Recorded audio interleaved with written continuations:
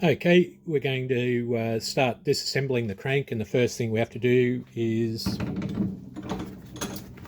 remove that inner main bearing race.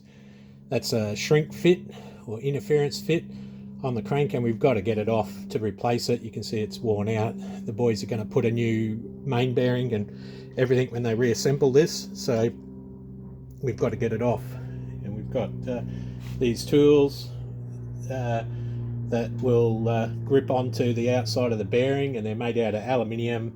And of course, the aluminium is used to transmit the heat from the bearing tool to the bearing, and it'll give us a short window of time where the inner race expands and we can pull it up and off instead of like pulling it off, or which might scratch the crankshaft and damage it, or cut it off, or some other way. It's a very clean and easy way to do it if it's done right. We just have to get one of those tools, heat it up with a map torch or on a hot plate, which we've had one over here on the hot plate.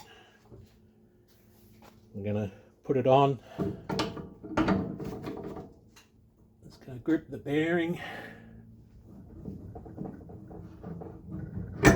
and pulls the bearing off, leaves this all unmarked and undamaged.